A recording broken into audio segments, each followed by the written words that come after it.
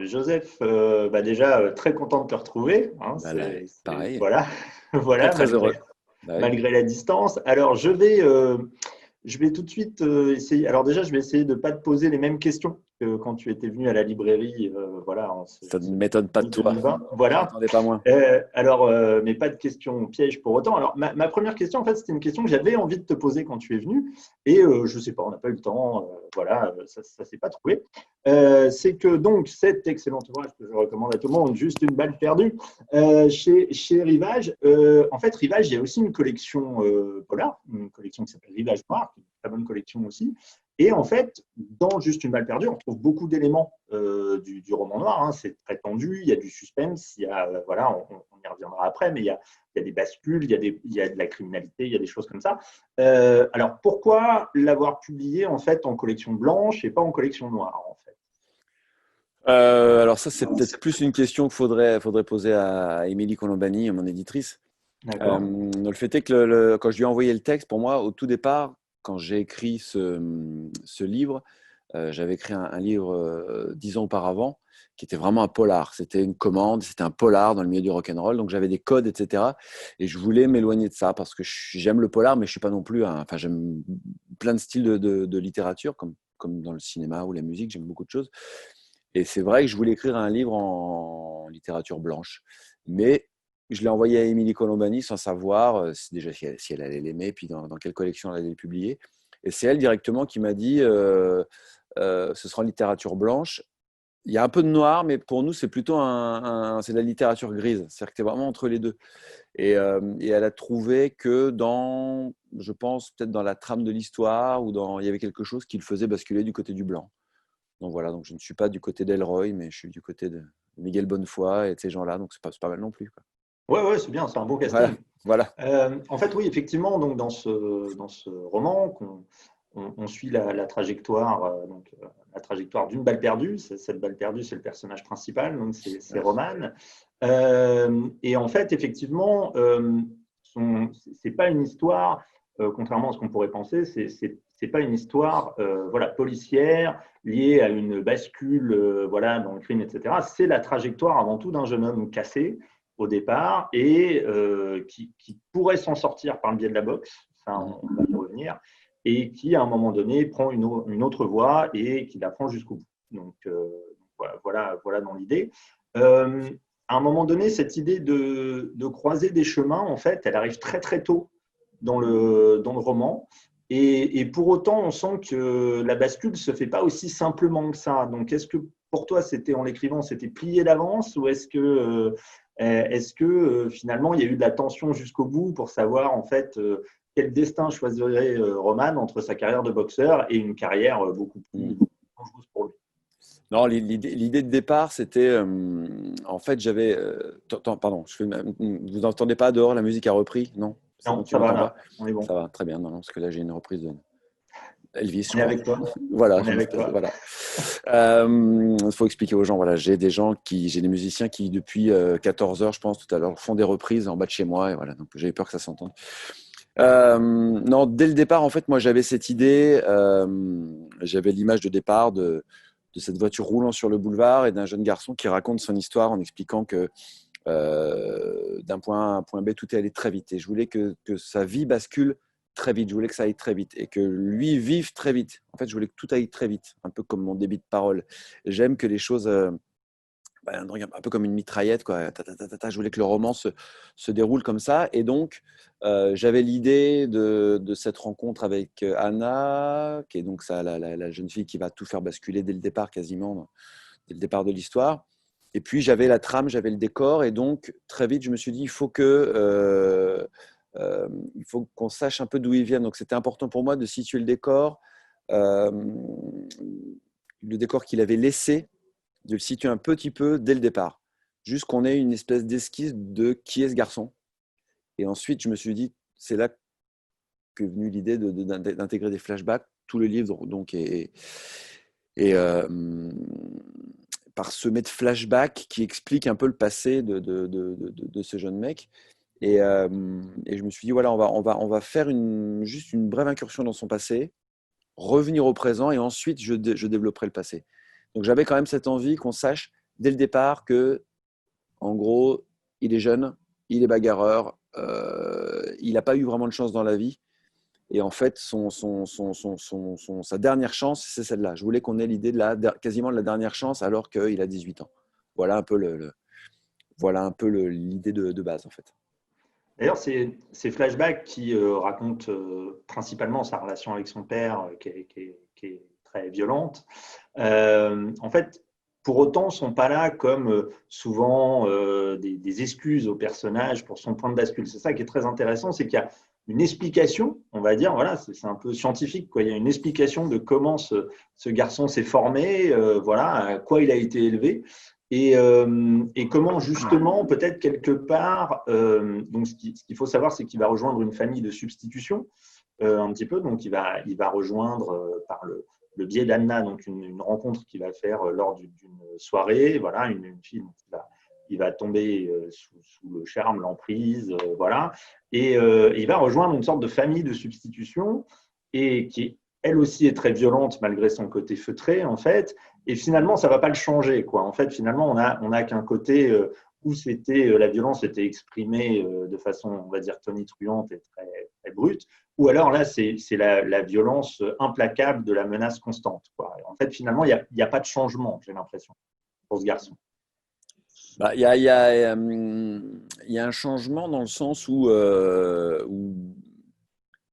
Marc, non, ouais, dans sa jeunesse, il y avait ça aussi. J'ai dit, on passe d'un monde de violence physique pure et dure, et même encore, la boxe, c'est pas ça, c'est pas que de la violence physique. Il y a beaucoup de psychologique. Donc, mais c'est vrai que dans l'hédonisme et puis l'espèce de violence latente et cachée qu'il va découvrir dans cet été qui va traverser, il y a quelque chose d'assez nouveau quand même. Mais, mais, mais le fait est que la relation, en fait, c'était pas tant la relation avec son père, c'était juste de se rendre. Je voulais juste comment dire, écrire l'histoire d'un jeune homme, somme toute ordinaire. Voilà, des enfants qui ont des parents un peu compliqués, difficiles, qui ont des addictions, qui vivent dans des petites villes, et où c'est dur de s'échapper et de rêver parce que on ne fait pas forcément de rencontres dans des petites villes par rapport aux grosses. Enfin, ouais, il y a tout un truc où je me suis dit, voilà, en fait, c'est une histoire assez banale et de se dire comment d'un seul coup, son destin, ce garçon, peut basculer dans une espèce de parenthèse extraordinaire qui va l'emmener à vivre encore plus vite et encore plus dans la déglingue que, que, que, que ce à quoi on s'attendait par rapport à son passé. Mais depuis, il y a eu un film, alors je ne dis pas que je me compare surtout pas à ce film, mais c'est un film que j'ai beaucoup aimé, Joker de Todd Phillips, où on se rend compte que cette créature, cet homme maléfique incarne le mal dans les séries Batman. C'est un garçon totalement ordinaire et c'est juste la vie, la société. C'est son giron qui l'ont façonné pour qu'il devienne cet être maléfique. Roman, le héros de mon roman, ne deviendra pas forcément maléfique. Mais en tout cas, on se rend compte de la même manière que dans ce Joker-là, il y a un environnement qui a créé un individu, en fait. C'est ça, c'est qu'il y a une multitude d'engrenages en fait dans ce roman en fait auquel Roman est confronté.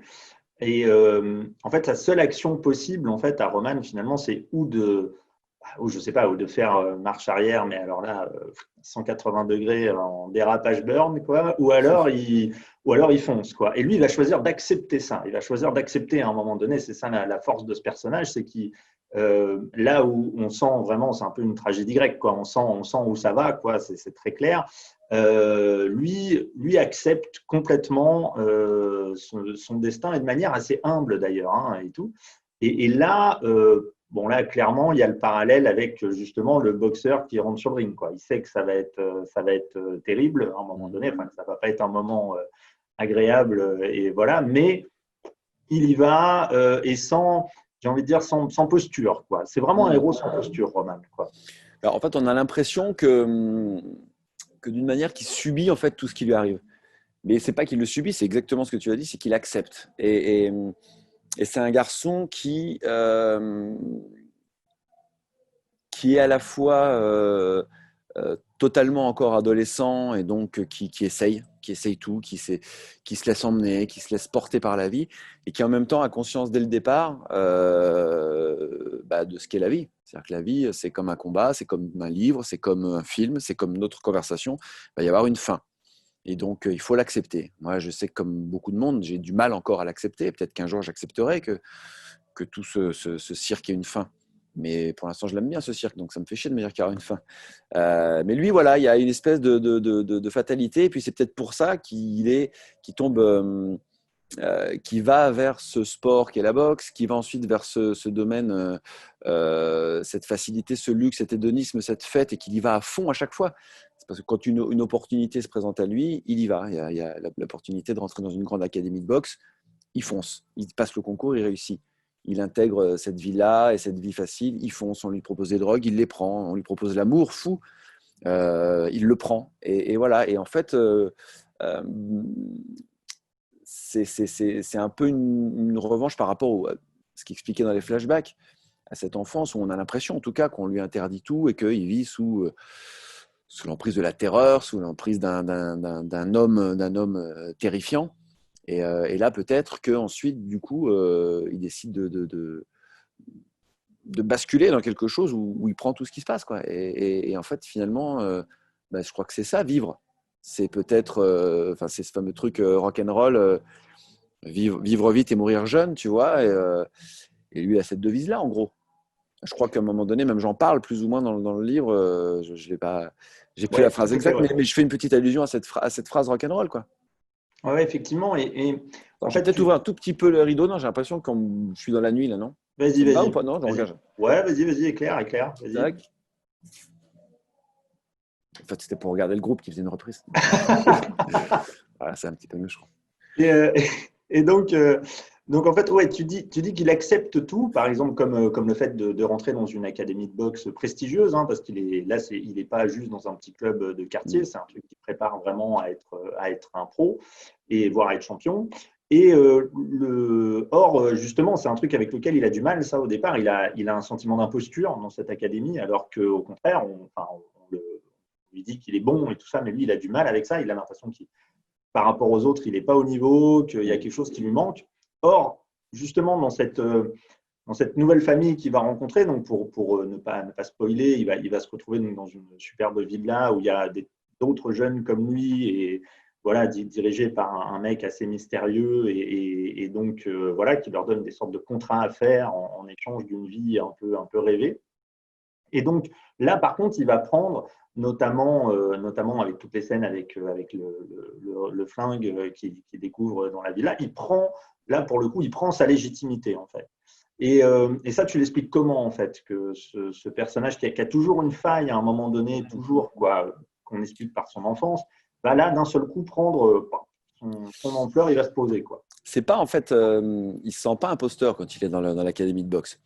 C'est un sentiment que j'ai pu connaître, mais en fait, je pense qu'on en a aussi beaucoup à l'avoir connu. C'est ce sentiment où les autres croient en toi plus que toi tu ne crois en toi-même.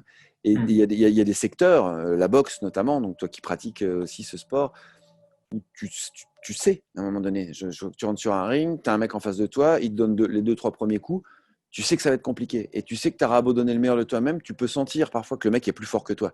S'il accélère, il va t'avoir. C'est comme ça. Des fois, il faut l'accepter. Lui, il sent que il ne sera pas champion, comme le prédisent ses entraîneurs ou ses potes. Tout le monde croit en lui, mais lui, il a plus cette croyance. Et c'est pas un truc d'imposture, c'est juste lui le sent.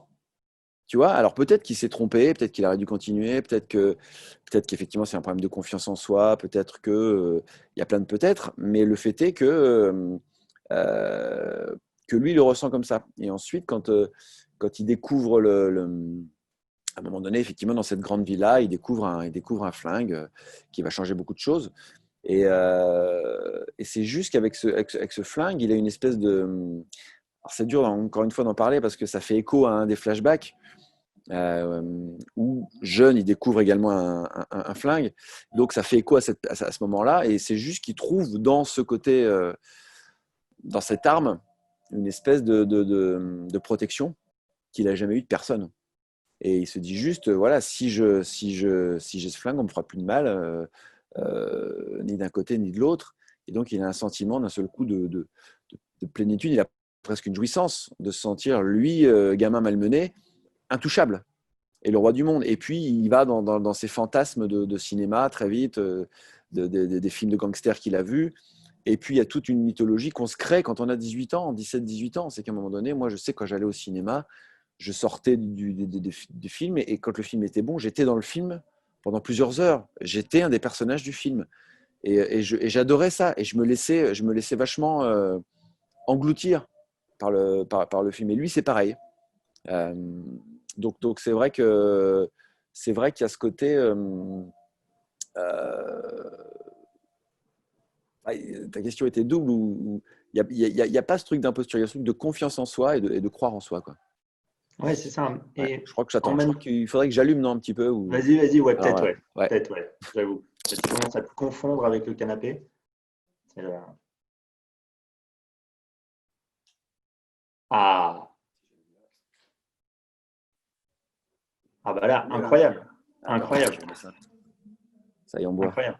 La lumière fut. Et donc ouais, en même temps, voilà, c'est ça qui est très intéressant dans ce personnage, c'est il est à la fois effectivement très jeune, on le sent, quoi, très impulsif, très gamin Ouais. par certains côtés. Voilà, on se dit, donc les premières pages du roman, il fait le mur de son académie de boxe pour aller faire la fête avec ses potes et tout ça et tout, enfin avec certains potes qui l'engrainent un peu. Et voilà, c'est vraiment le truc de gamin de base, voilà. Mm. Et en même temps, il est confronté à un monde d'une maturité terrible, puisque c'est un monde où on n'a pas le droit à l'erreur, et il va s'intégrer quasi instinctivement.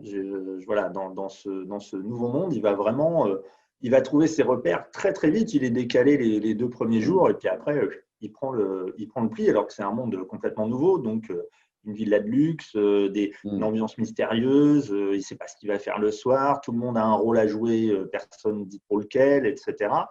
Et en fait, cet embrasement-là d'un coup, est-ce qu'à un moment donné, il y a l'idée que pour toi, là, il découvre un sentiment de reconnaissance des autres parce qu'il se fait vite intégrer aussi quand même par cette communauté, ou c'est vraiment lui qui il prend son essor là et qui se dit j'y vais jusqu'au bout, quoi. C'est Non, cette fameuse détonation qui fait partir la balle, quoi. non, encore une fois, c'est un peu comme la fameuse phrase de Bruce Lee qui va te causer, tu la connais, Be water, my friend, sois comme l'eau, mon frère.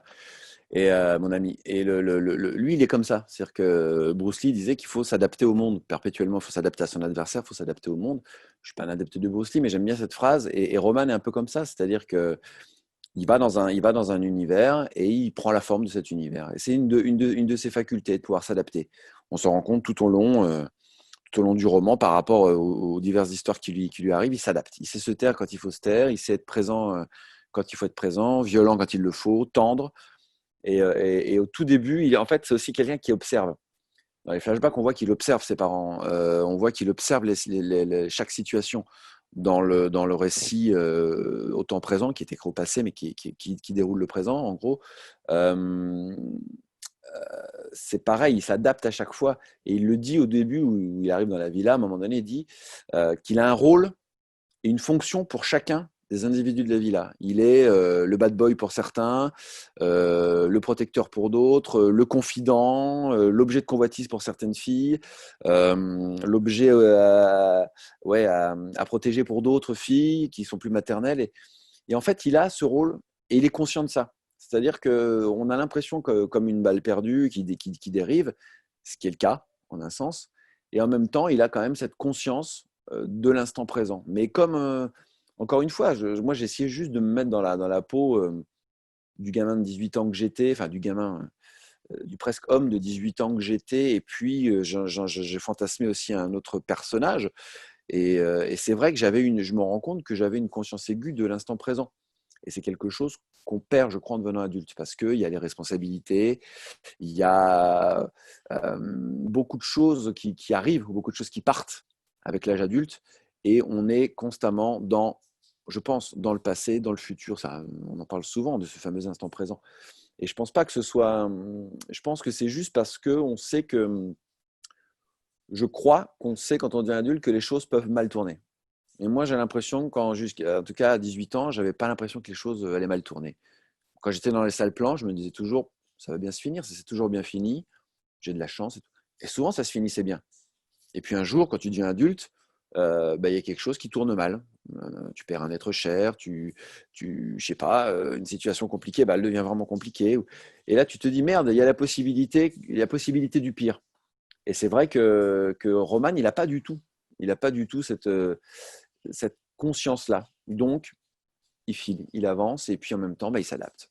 Est-ce que tu entends la pluie? Je suis désolé, je suis un peu obnubilé par le Non, son. non, Non, c'est bon. non, non, ça va. On Parce que ça entend tombe à juste ta mort dans la. voix. C'est cool. C'est D'accord, cool. ok, cool. Justement, en fait, par rapport à ça, Roman, effectivement, au départ, il a une espèce comme ça, ouais, d'engagement naïf dans les choses et tout. Mais en même temps, plus ça se délite autour de lui, parce qu'il y a clairement une accélération à partir de on va dire, du deuxième tiers du roman, là, ça commence à vraiment s'accélérer. Et puis après, ça prend vraiment, c'est un peu comme un avion qui se crache comme ça, là, il y a les ailes qui partent en flammes, il y a un peu tout qui se. Voilà. Et lui, au contraire, va être de plus en plus structuré. C'est ça qui est très étonnant, c'est qu'il va être là où justement la vie va être la plus dézinguée possible autour de lui. Lui va au contraire se structurer de plus en plus, en fait.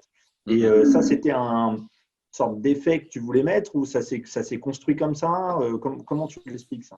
Non, en fait, je voulais que, à un moment donné, il se retrouve, il a plus de protecteur, il se retrouve avec Anna et c'est à lui de prendre les choses en main, en gros. Et donc, c'est ça, on arrive effectivement, aux une bonne moitié, voire deux tiers du roman. Et pour moi, l'automne arrive à ce moment-là du roman. Et c'est cette bascule dans l'âge adulte dont je parle. C'est-à-dire que là, il est obligé de faire face à des choses graves. Et il est confronté à des vraies emmerdes. Donc, il faut prendre des décisions vite, bien, si possible les bonnes. Et c'est ce truc de. Encore une fois, c'est pareil, l'âge adulte, je me suis rendu compte que c'est aussi un moment où les choix ont une vraie importance. Je pense que quand tu es gamin ou ado, tu peux toujours te rattraper. L'âge adulte, c'est les premiers moments où il y a certains choix, il va falloir faire les bons. Sinon, tu pars sur un chemin qui, effectivement, ne sera peut-être. Il n'y a pas de bon ou de mauvais chemin, mais qui sera peut-être pas celui que tu avais souhaité. Et donc, ça demande du courage, souvent. Et c'est ça pour moi, l'âge adulte. Et là, il se retrouve en plein là-dedans. Donc, c'était cette espèce de métaphore évidente de l'été, qui est cette fin d'adolescence. Et puis, l'âge adulte arrive en même temps que l'automne. Et lui, c'est pas tant qu'il prend les choses en main qu'il se recadre, j'ai l'impression que c'est juste qu'il se recentre et que du coup, j'ai essayé de faire en sorte que le monde autour, même si je continue à le décrire au niveau de la géographie, au niveau de tout ce qui se passe, au niveau de la saison, euh, j'essaie de faire en sorte que Roman se recentre sur lui-même et se replie. En fait, un peu comme des œillères. Et pendant 2 mois, il est comme ça, il est ouvert au monde. Et d'un seul coup, tac, il va falloir, l'automne arrive, les paysages sont plus gris, la géographie se fait différente, un peu plus hostile. Et lui aussi, voilà, il faut qu'il se recentre et effectivement qu'il se focalise sur une issue, une sortie en fait. D'accord.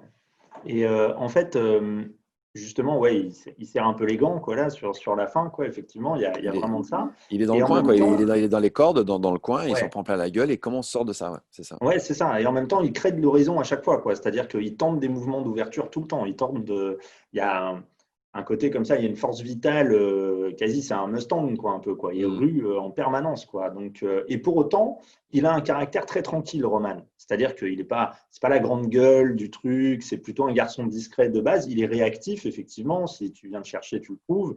Mais c'est pas le mec qui arrive voilà, en bombant le torse. C'est pas du tout ce mec-là. Non. Donc, en fait, ça, là, cette construction de personnage qui est assez complexe, en fait, hein, c'est quelque chose qui s'est fait comme ça instinctivement ou c'est, voilà, en fait, je ne sais pas comment dire, mais par le biais de la construction de l'histoire, hop, tu t'es dit, va plutôt réagir comme ci, comme ça, ou dès le départ, tu voulais un mec qui soit de cet ordre-là. Non, dès le départ, il y avait quand même les bases de ce mec qui pour moi était je le décris comme un garçon assez grand, assez baraqué, assez costaud, mais relativement timide. C'est souvent ça aussi. Moi, j'ai jamais été très costaud, mais par contre, j'ai très vite été très grand. Et du coup, même gamin. Et du coup, souvent, on me prêtait, enfin, je sais pas, genre je dis n'importe quoi, mettons quand j'avais 10 ans, ou quand j'avais 6-7 ans, on pensait que j'en avais 10. Et donc, mais j'en avais pas 10, donc j'avais pas l'assurance d'un gamin de 10 ans. Donc, j'observais, j'avais cette timidité, souvent des grands, voilà. Et pour moi, Roman, c'était ça. C'est un ado qui a grandi très vite, euh, qui n'était pas très bon dans les sports de combat avant. Il a fait du judo avec son père, parce que son père voulait. Et puis, il est pas bon à ça, il est pas bon. C'est pas grave, mais lui, il a mal vécu. Et voilà, et d'un seul coup, il se retrouve grand, costaud, séduisant, comment on va dire, solide, mais psychologiquement, c'est encore un presque enfant. Donc, il y avait ce côté où il observe et en même temps, il est très mature parce que la vie l'a rendu mature. Donc, j'aimais cette espèce de personnalité assez complexe de ce grand gaillard qui observe, qui a appris à ne pas trop l'ouvrir parce que sinon, bah, tu t'en manges une ou tu retournes à ta place. T'es qu'un enfant. Et en même temps, et ben, il a une intelligence situationnelle et puis une intelligence tout court. Le garçon est intelligent. Et, euh, et puis, j'avais envie aussi d'avoir au départ, mais après, ça a changé un tout petit peu. J'avais envie d'un héros narrateur qui raconte à la première personne une histoire, ce qui est le cas du livre, mais qui soit euh, presque absent de l'histoire, en fait. Et après, c'était un peu compliqué pour incarner, pour qu'on ait un peu de chair je voulais quand même que ce livre soit organique, mais je voulais qu'il traverse tout un peu comme au-dessus, là, on voit une affiche de Jim Jarmusch, qui traverse un peu presque au volant d'une Cadillac comme Jim Jarmusch, tu vois, des travelling dans des rues et qu'il observe un peu les gens. Après, c'était compliqué. Donc, c'est pour ça aussi qu'au début, bah, Roman, tout début du roman, il est dans une fête, on comprend qu'il est avec son pote Chab, qui est lui extraverti, qui connaît tout le monde, qui prend de la coke, qui met des mains au cul, qui dit je te rappelle, machin. Et lui, il est derrière, il boit des vodka tièdes, on lui propose un joint, il le prend. On comprend très vite qu'en fait, il prend ce qu'on lui donne. Mais il n'est pas dupe. Et voilà, et j'aimais ce côté-là, quoi. Des mecs, je voulais que mon héros soit comme les gens que j'aime bien, quoi. Pas grande gueule, mais par contre, là, quand il le faut. Méfie-toi de l'eau qui dort, my friend. Voilà. Et en fait, il y a aussi, on va parler des autres personnages en fait qui apparaissent et qui sont généralement comme ça assez fugaces mais très campés. C'est-à-dire effectivement, ce personnage qui décrit de son pote au départ, il est extrêmement fort ce personnage puisque c'est lui qui le ramène. Effectivement, il connaît tout le monde, il le fait aller de fête en fête, bim bam, etc. Anna, c'est dès le premier regard, c'est une nana qui bouleverse tout, quoi, voilà. Les autres anges, entre guillemets, c'est-à-dire les autres membres de cette communauté dorée, criminelle, sont aussi très campés. Igor, le chef, n'en parlons même pas, alors lui, il est implacable. Tous ces personnages-là sont finalement ont des rapports assez brefs avec Roman, en fait, si on regarde par rapport à la narration, il y a voilà, sauf Anna qui peut-être est plus là plus longtemps en fait dans la narration, mais sont extrêmement puissants, un petit peu effectivement des contre-filtres un peu de la personnalité un petit peu comme ça taciturne de Roman. C'est vraiment comme des flashs quoi, qui éclairent des trucs. Tu as voulu les penser comme ça ou c'est Non, non, c'était l'idée, c'était d'avoir des personnages. En fait, quand je faisais mes études de cinéma à la FEMIS, on m'a appris un truc, voilà, qui m'est resté. C'est euh, quand tu fais un court métrage, on m'a toujours expliqué. En fait, plus le court métrage va être court, plus il faut que les personnages soient déterminés et caractérisés dès le départ. C'est-à-dire que voilà, faut qu'en deux plans, paf, paf, on ait compris qui était le personnage. Et là, je savais que j'avais un peu plus de pages, et que ce serait plutôt un long métrage, mais je voulais que chacun des personnages vienne, ouais, comme un personnage secondaire dans un film. Et alors, il y a des personnages secondaires qui ont une importance, etc. Mais je voulais euh, que Roman, c'est ce qui se passe dans la vie aussi, il percute des gens et se fasse percuter par des gens. Et puis souvent, on se lie d'amitié avec des gens dans la vraie vie. Ça peut durer 1 an, 2 ans, 10 ans. Et même si ça dure 10 ans, quand je sais pas, si on rencontre quelqu'un entre 10 et 20, quand 60-70 ans arrivent, j'imagine qu'on se souvient plus très bien qui sont ces gens-là. Et je voulais qu'il y ait ce côté-là, qu'à un moment donné, tous les gens qu'on côtoie dans la vie, il y en a beaucoup des rencontres. Mais on se rend compte à un moment donné, en avançant dans l'âge, que ces rencontres ont été plus fugaces qu'on imaginait. Et même si on a cru que c'était une relation de longue durée, alors heureusement, on entretient des relations longue avec certaines personnes, mais un peu comme lui avec Anna ou même avec ses parents qui sont un peu plus peut-être décrits. Je voulais qu'il y ait cette idée en fait, je crois que j'avais l'image de ce garçon qui avance.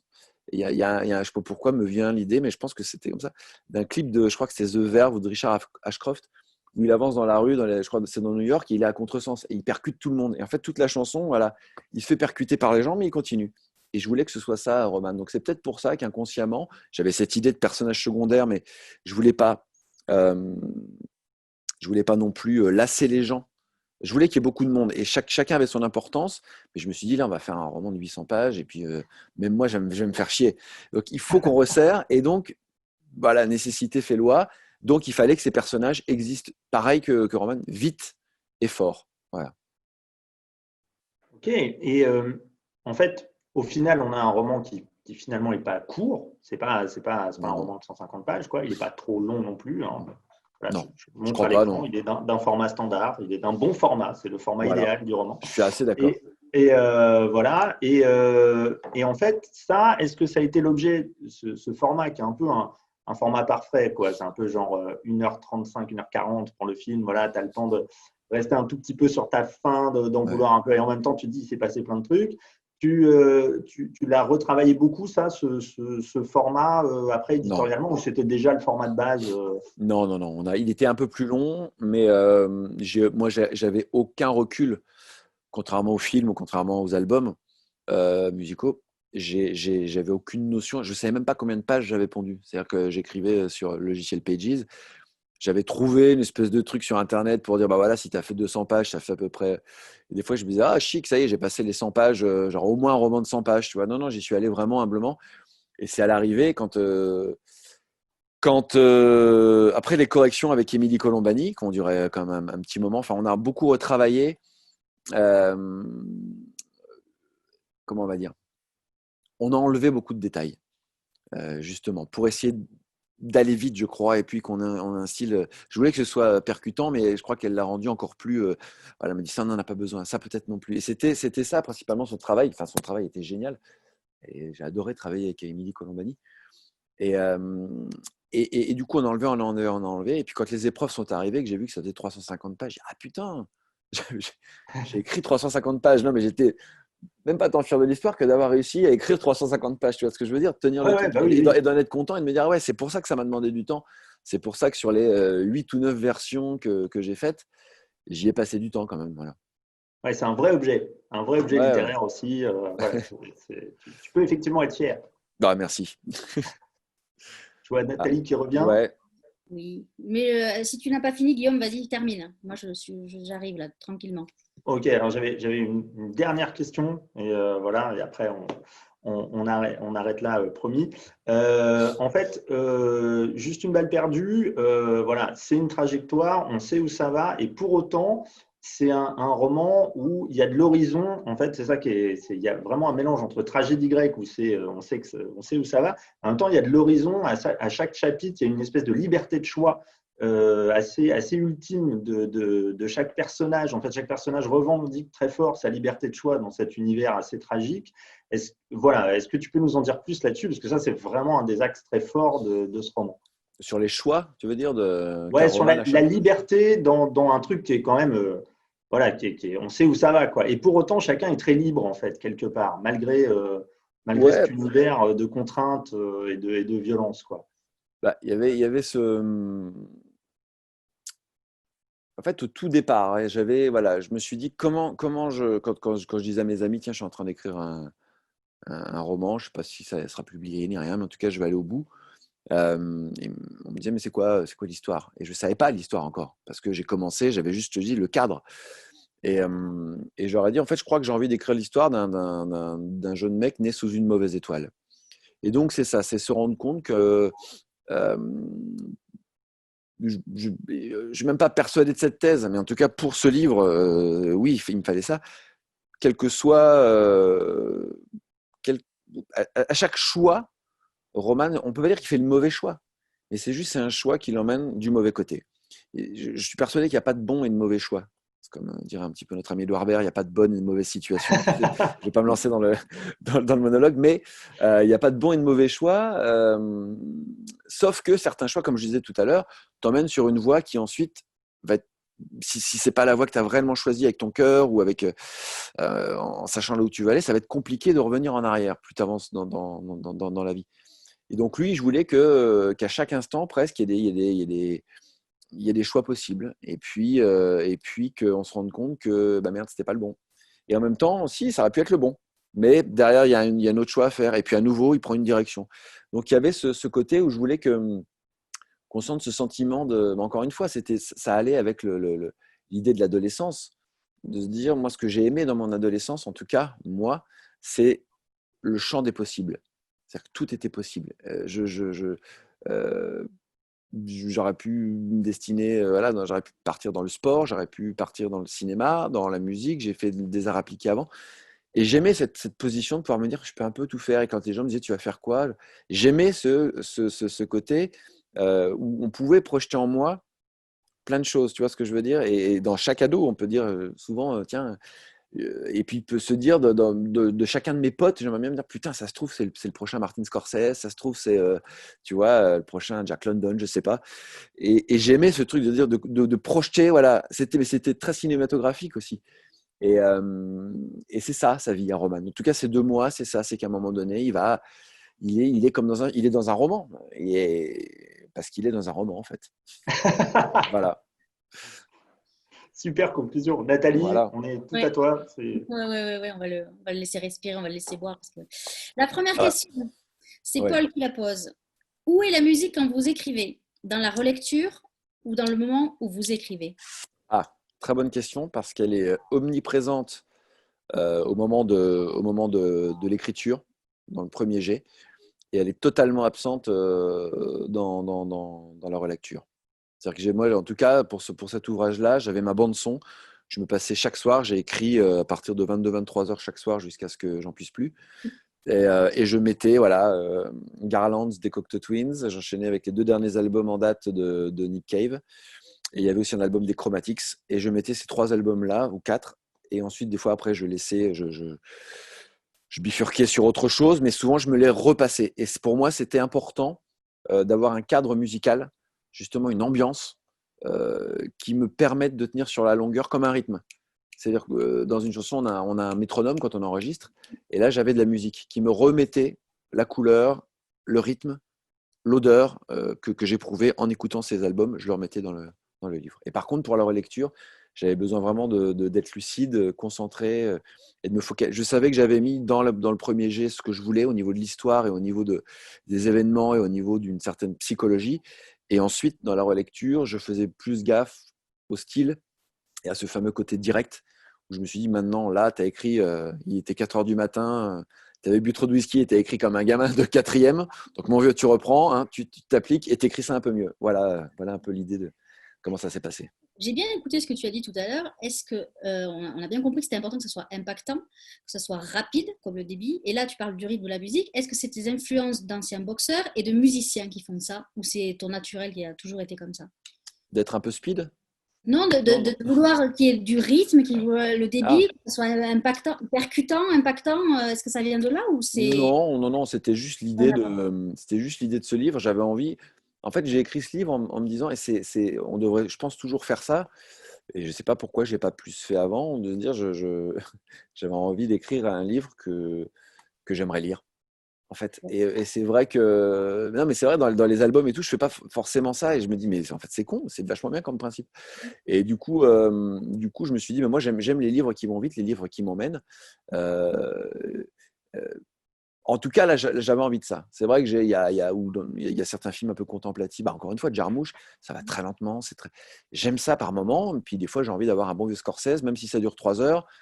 Je sais que ça va m'emmener. Voilà. Et en fait, dans ce livre, je suivais j'avais plutôt des idées de réalisateurs.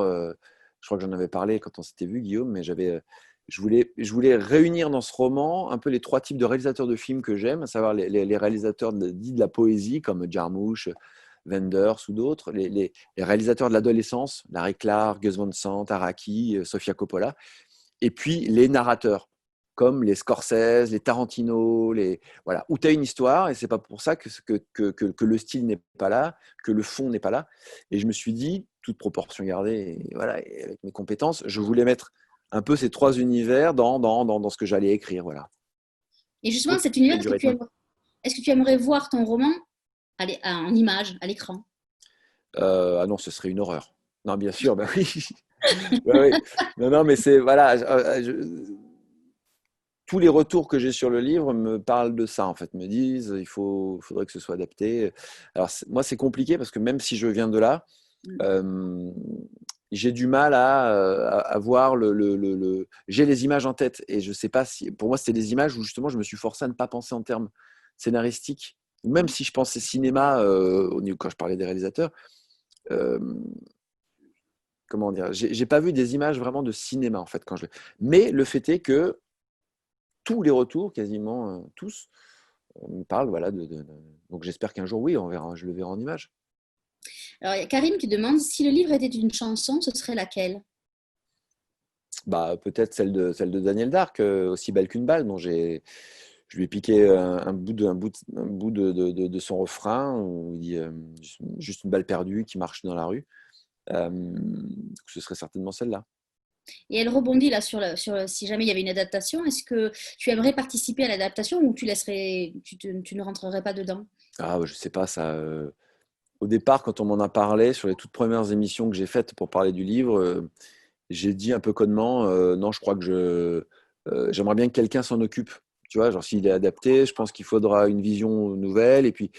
Et en même temps, je me dis, ça ne m'empêche pas d'être dans la boucle. Après coup, je me suis dit, non, ce serait peut-être intéressant justement de pouvoir un peu aiguiller, de ne pas laisser dériver le truc dans des territoires trop éloignés ou sur quelques malentendus. Parce que euh, ce terrain-là qui parle de l'adolescence et puis ce côté un peu histoire qui va vite, où il y a les bas-fonds, les choses comme ça peut vite, je pense, virer dans un truc un peu cheesy ou pas forcément de bon goût. Tu vois ce que je veux dire? Ce sont des sujets qui sont sur le fil, je trouve. Encore plus au niveau du cinéma. Donc, si je peux, je serai un peu là, quoi. Alors, il y a une question un peu de fond, on va dire. Olivia pose la question suivante. Vous avez écrit des chansons pour d'autres. Est-ce qu'écrire un roman, c'est aussi écrire pour d'autres? Non. Justement, en fait, j'ai l'impression d'avoir dans ce roman fait quelque chose d'ultra personnel et j'ai l'impression que c'est. En fait, les gens qui me connaissent, euh, c'est ce qui revient souvent, entendent ma voix, en fait, dans la voix de Roman, m'entendent parler. Et j'avais envie de ça, pour être assez, comment on va dire, authentique, et en tout cas, parler avec le cœur. À un moment donné, j'avais besoin de me mettre dans la peau de ce garçon, et puis qui s'exprime un peu comme moi. Voilà, alors de manière un peu plus littéraire parfois, un peu plus jeune parfois, mais j'avais besoin, voilà, ce sont mes mots qu'on voit vraiment, c'est ceux que j'utilise et j'ai pas été chercher ailleurs, ou j'ai pas, et c'était important. Donc au contraire, quand j'écris pour d'autres, je me demande ce que ces gens-là auraient envie de chanter, ce qui irait bien. Parce que quand on chante, c'est quelque chose, c'est l'oralité, donc il faut que ça sonne bien dans la bouche de celui qui va le chanter. Et puis donc il y a le sens et puis il y a le son.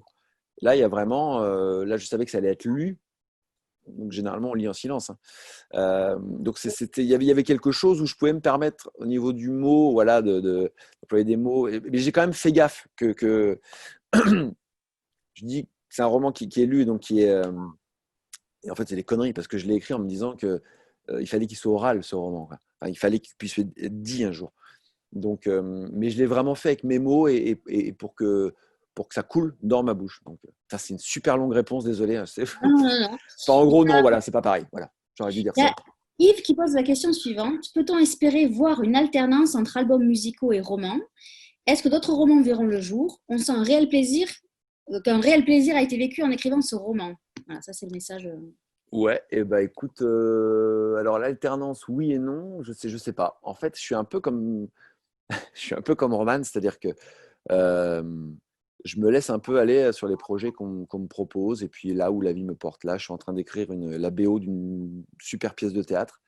Euh, il y a une autrice qui s'appelle Lou Wifang, qui est chez Actes Sud, qui écrit cette pièce, et c'est Jean-François Auguste, qui était un des acteurs de 120 battements par minute. Le stylisme, c'est j'ai oublié son nom, c'est un garçon qui bosse avec The Gossip et Best Ditto, et donc une super équipe. Ils m'ont demandé de faire la BO, donc là je fais une BO électro, je me laisse porter par ça, j'ai dit ok on y va, et en fait ça y est, j'ai terminé là. Et si on m'avait demandé il y a 3 mois, est-ce que ça te dirait d'aller de faire du théâtre, enfin, ou qu'est-ce que tu vas faire, j'aurais jamais dit une bande originale pour le théâtre. Et donc voilà, donc là écrire un roman, oui. Après, moi ça m'a pris énormément de temps. C'est-à-dire que j'essayais de faire les choses du mieux possible, voilà, pas sortir quelque chose pour sortir quelque chose. Et puis peut-être que je suis lent dans la manière de faire ou d'écrire, mais ça m'a demandé énormément de temps, donc c'est compliqué là, de prendre autant de temps pour écrire dans ma vie de gars qui fait plusieurs choses. Non, mais ça prend moins de temps de faire un album, en gros, même si là, ça fait un moment que le dernier n'est pas sorti, mais parce que j'ai dû faire des choses entre-temps. Mais voilà. Mais dans l'idée, oui, j'aimerais continuer, mais peut-être que la prochaine étape, ce sera directement un scénario, ou tu vois, ou quelque chose, voilà, peut-être une nouvelle aventure encore, parce que j'aime ce rôle, j'aime un peu, putain, de plus en plus, je me rends compte que Roman, il y a beaucoup de moi, quoi. Mais j'aime arriver dans une nouvelle villa avec des gens que je connais pas, et puis voir ce qui se passe, quoi. Il y a Brigitte qui écrit peut-être qu'il y aura une lecture musicale du roman comme à la Maison de la Poésie. Ça pourrait être une belle idée. Peut-être, Brigitte, peut-être. Mais c'est pareil, c'est quelque chose que j'ai beaucoup fait. Je partais pour le faire, et puis le confinement a un peu tout stoppé. Donc je ne sais pas si la programmation de la Maison de la Poésie, si je serai toujours d'actualité, voilà, à la rentrée ou quoi, si ça réouvre, enfin on ne sait pas. Et c'est vrai que ça m'a vachement freiné sur tout cet aspect, par contre développer des choses au niveau de la scène et tout, de se dire mais on ne sait pas ce qui va se passer. Ça c'est chiant en tout cas, cet aspect-là de mon travail. Parce que monter une lecture musicale, enfin monter 1h10, 1h15 de spectacle, ça prend énormément de temps. Je suis tout seul tout le temps. Donc voilà, 1h10 de musique et de lecture. Enfin, il faut savoir quel morceau du livre choisir, les retailler, parfois réécrire. Les gens ne s'en rendent pas compte, mais souvent c'est réécrit pour que ça coule mieux encore à l'oral. Et ensuite, timer tout ça, faire la musique dessus. Et une fois que tu as tout composé, tout créé, ce qui demande déjà du temps, ensuite il faut le répéter pour tout apprendre. Donc c'est un temps monstre, souvent pour 2-3 représentations. Pardon. Donc c'est vrai que c'est un gros investissement personnel. Et là, dans la période en plus dans laquelle on est, c'est compliqué de se projeter. Donc après, voilà, un livre, il y a jamais, c'est un peu intemporel, ce qui fait qu'on pourra, même si c'est pas la Maison de la Poésie, ou même si c'est peut-être la Maison de la Poésie m'accueillera dans 6 mois, dans un an, c'est quelque chose qu'on peut toujours faire ensuite, un peu plus tard, je pense. Je vais prendre la dernière question avant qu'on fasse nos conseils de lecture et que tu nous chantes une petite chanson, parce que ça, on n'oublie pas. Marc voudrait savoir comment est un livre pour toi, au milieu de tes créations musicales ou grâce à ces créations musicales? C'est la même chose, au milieu ou grâce, en fait. Moi, je trouve. Oui, tout se nourrit. C'est-à-dire que j'ai sorti un roman graphique il y a un an et demi, ouais, 1 an et demi, presque 2 ans maintenant, qui était inspiré de certaines de mes chansons. Et en fait, l'idée de l'éditeur, c'était de créer 10 nouvelles graphiques inspirées de 10 de mes textes. Et en fait, j'ai réinventé des histoires. C'est un petit exemple, ça. J'ai réinventé des histoires totalement qui s'éloignent des chansons. Je me dis, le texte, voilà, m'inspire autre chose. Donc, je fais une nouvelle trame narrative. Et là, pour l'album qui va arriver, là, début 2021, il y a certaines chansons, c'est directement la bande-son de ce roman graphique. Je me rends compte. C'est-à-dire que je me suis inspiré de ces histoires pour écrire des chansons. Et puis, ce qui est assez dingue, c'est que maintenant que j'ai un peu de recul sur cet album, c'est que je me rends compte que c'est aussi quasiment une BO de juste une balle perdue. Il y a beaucoup de titres qui iraient dans le roman. Donc, ça, c'est dingue parce que je fais pas gaffe. Je pense que j'essaie de me renouveler, etc. Je pense que rien ne se ressemble vraiment.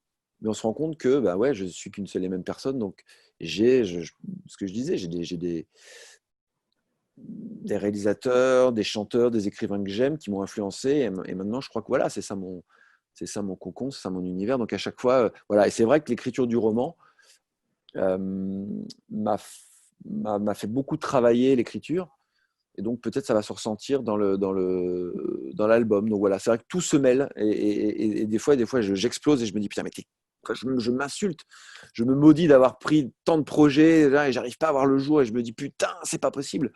Et en fait, quand j'en suis sorti, je me dis mais heureusement qu'il y avait tout ça, parce que j'ai pu aller un peu sur le théâtre, j'ai pu aller un peu sur la littérature, un peu dans la musique. J'ai d'autres projets aussi dont je vous parlerai bientôt, hein, enfin une prochaine fois en tout cas. Et tout ça se nourrit. En fait, je crois que je suis comme ça, donc Surtout que j'ai tu es un accepté. artiste presque complet. surtout. Un artiste avec un grand A, qui touche à tout. Non, alors par contre, le côté artiste, non, je suis pas. C'est un truc, c'est un peu galvaudé. Il y a plein de mecs maintenant qui se mettent pieds nus et qui crachent du feu ou qui jonglent et qui, tu vois, c'est des artistes. Non, mais toi, non, où il y a des mecs qui écrivent trois mots sur le machin qui passe sur WFM et qui. Non, non. Un artiste, je trouve toujours ce mot un peu pompeux quand même, tu vois. Non, non, moi je fais plein de trucs. Je suis plus un couteau suisse, tu vois, à la rigueur. Ah ouais. Voilà, je suis le genre de truc qu'on emporte. Le couteau suisse. Ouais, t'es dans un pique-nique ou t'es sur la route, tu te dis tiens, ah putain, Joseph Danvers, et puis voilà, et puis tu me sors, et puis je peux être utile, quoi. Voilà. Comme tu es un super couteau suisse, est-ce que tu peux nous faire un conseil lecture pour donner envie à nos lecteurs ouais, de bien lire un sûr. livre? Alors j'ai rien, voilà, c'est ce livre-là, hein, Guillaume, ça forcément. Ah bah ouais. C'est Price, voilà, de Steve Tezisch. C'est un livre, c'est chez Monsieur. Alors cette édition est superbe, chez Monsieur Toussaint Louverture. Et c'est un roman qui m'a beaucoup influencé dans ma vie et pour l'écriture du mien de roman. D'ailleurs, j'ai mis une phrase en exergue au tout début de mon livre, voilà, qui est directement tirée de Price. C'est un roman d'adolescence, c'est un roman sur voilà, c'est aussi le temps d'un été, c'est le dernier été d'une bande de mecs et particulièrement de Daniel Price. Ça se passe dans la banlieue de Chicago dans les années 60, 50, 60, je me souviens plus exactement. Et puis, il sait qu'il va devoir partir, lui, et faire des études. Et puis, il y a certains de ses potes qui vont rester travailler dans cette ville industrielle. Donc, c'est les derniers moments. Il a un père qui est malade, atteint d'une maladie, je crois que c'est le cancer, enfin, en tout cas, une maladie qui va être compliquée. Une mère qui est engloutie par tout ça, par le départ de son fils et puis certainement le départ de son homme. Et puis, dans cet été, il y a une jeune fille, Rachel, qui vient s'installer à côté de la maison des Price. Et elle vient s'installer avec son père, a priori. Et elle va faire tourner la tête de ce garçon. Et ça va être quelque chose. Ça va être. C'est dur de pas en dévoiler trop, mais ça va être quelque chose, voilà, dans la vie de Daniel Price. Et voilà, et j'aimais cette idée, voilà, de savoir. On rejoint un peu, en toute humilité, mon roman, mais il y a un côté, voilà, roman initiatique. Et puis. Ouais, dernier été, c'est toujours les trucs qui me touchent, moi, les derniers étés, un peu comme dans Stand By Me. Voilà, donc voilà, je vous le conseille fortement. C'est un livre qui, moi, m'a bouleversé. Merci. Guillaume, c'est à toi. Alors, moi, j'ai sélectionné là pour l'été un super roman noir, un super polar, vachement bien. Donc, c'est Gangsterland, je ne sais pas si on voit bien, voilà, Gangsterland de Todd Goldberg. Donc, c'est en poche chez 10-18. Donc, si vous aimez Les Sopranos, par exemple, c'est parfait pour vous. Voilà, c'est une ambiance de mafia au départ. On suit un mec qui est père de famille d'un côté et qui est en fait tueur à gages pour un clan mafieux à Chicago. Et il va tuer le mauvais gars. Il va tuer un mec qui est en fait un agent du FBI infiltré, ce qui va provoquer une enquête fédérale. Donc, il faut évidemment le mettre au vert, ce tueur à gages. On va pas, la famille pour qui il bosse ne va pas le liquider parce que quand même, il a bien bossé pour eux. Par contre, on va le revendre, entre guillemets, à un gangster juif de Las Vegas qui va lui remodeler le visage et qui va en fait le transformer en rabbin parce que en fait, il a dû tuer le rabbin de sa congrégation qui mettait trop le nez dans ses affaires. Et donc, il a besoin d'un rabbin qui soit aussi un gangster pour pouvoir, puisque la synagogue et notamment le funérarium de la synagogue fait écran à pas mal de trafic douteux. Donc, ce mec va se faire remodeler le visage et va devoir apprendre la Torah et tout ça et tout. Il le fait très sérieusement pour incarner son rôle, parce qu'il faut qu'il fasse illusion. Et donc, il va se retrouver entre criminalité avec ce gangster qui menace de le liquider un peu tous les 2 jours, son ancienne famille qui peut peut-être le trouver sacrément gênant et lui envoyer des mecs aussi pour le liquider, et l'enquête fédérale qui suit son cours avec des mecs assez obstinés, et le tout en devenant le rabbin le plus populaire de sa congrégation, parce que mine de rien, les conseils qu'il donne à droite à gauche commencent à plaire à tout le monde, et tout le monde dit « ce mec est génial ». Et donc, c'est super bien, parce que c'est à la fois drôle, à la fois hyper tendu, voilà, enfin c'est vraiment très bien fait et on rêverait aussi que ce soit adapté voilà, en série ou quoi. C'est super bien. Voilà. Parfait, merci beaucoup. Avant qu'on se quitte, est-ce que Joseph peut prendre sa guitare et nous chanter quelque chose? Pendant que tu t'installes au fond de ton canapé, moi je vais dire aux lecteurs qui nous ont écoutés qu'il faut qu'ils aillent en librairie, que ce soit chez Guillaume, à La Rochelle, à la librairie Les Rebelles Ordinaires ou partout en France, acheter le roman Juste une balle perdue de Joseph Danvers aux éditions Rivage, et que demain on se fasse retrouver à 19h dans un autre univers avec Emmanuel Paul pour son roman Pour le prince de ce monde qui est sorti chez Finitude. Donc on va finir cette rencontre en musique. C'est pas moi qui vais chanter, c'est bien Joseph qui va chanter. Merci. Merci. Et je vous dis à demain. Et Joseph, merci d'avoir été avec nous. Et puis merci pour cette chanson que tu vas nous Regarde, interpréter. 2-3 chansons. C'est bien, 2-3. Ouais. Allez. C'est parti.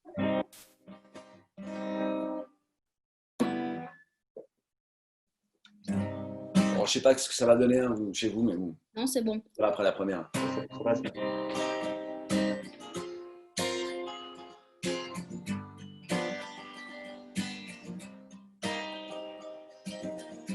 Le soleil blanc sur ma peau me pénètre jusqu'aux os.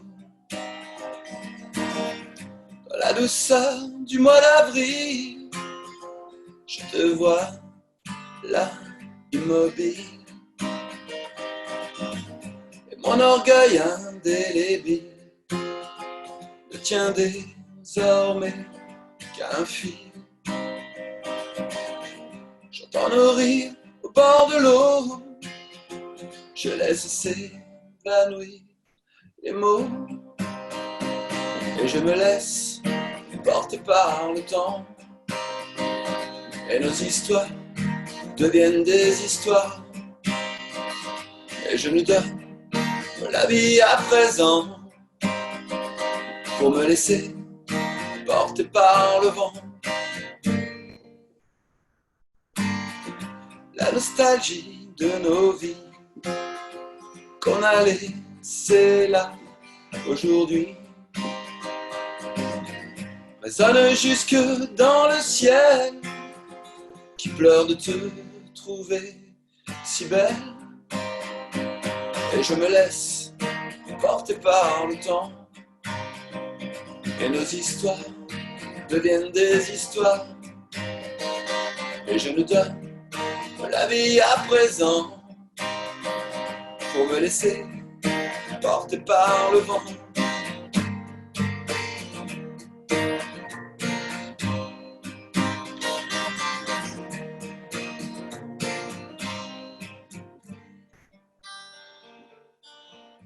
Le monde ne nous a pas vus courir à deux vers l'inconnu.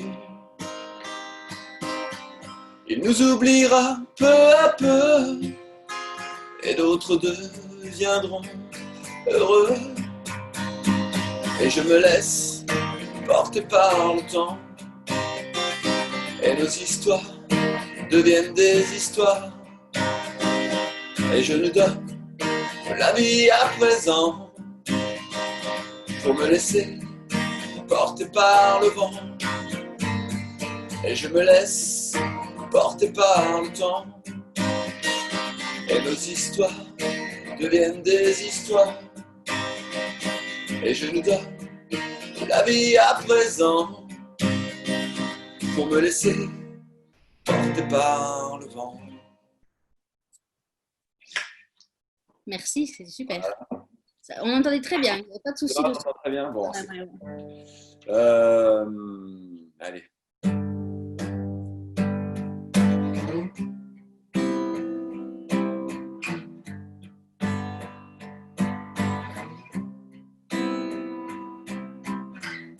Parfum de JPS Black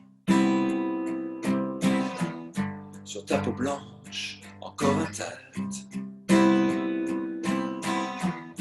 Les volets clos s'agitent, claquent. Ton corps nu se donne en spectacle. Oh ma douce, j'attends le déclic. Les trans des rythmiques synthétiques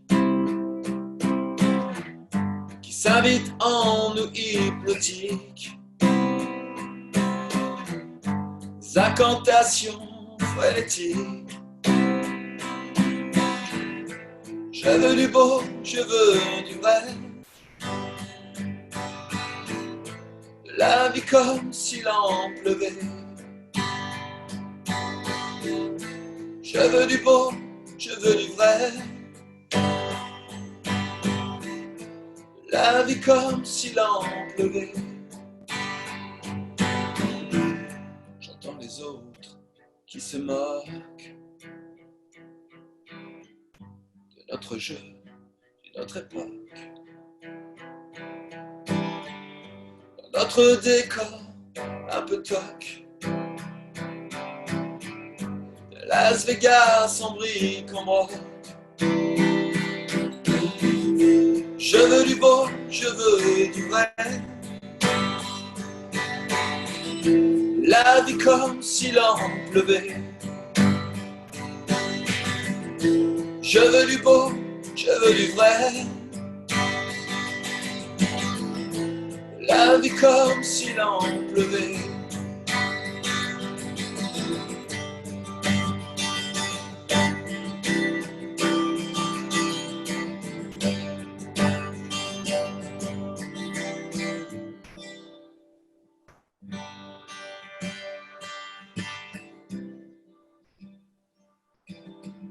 J'ai lâché mon dernier copec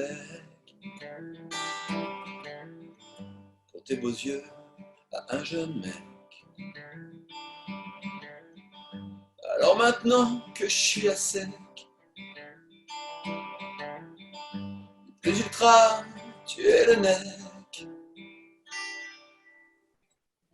Je veux du beau, je veux du vrai.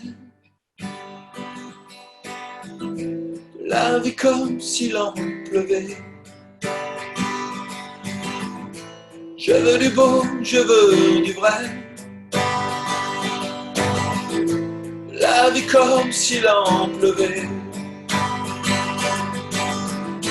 Je veux du beau, je veux du vrai.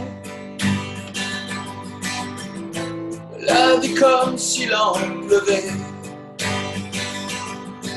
Je veux du beau, je veux du vrai. La vie comme s'il en pleuvait.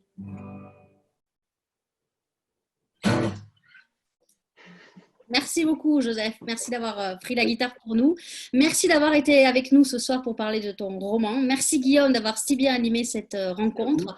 Je vous souhaite une belle soirée, une belle fête de la musique à tous et à toutes. Et puis, au prochain roman, peut-être, Joseph. Avec plaisir. D'abord, l'album, si j'ai bien compris. Merci, garçons, et puis belle soirée à vous.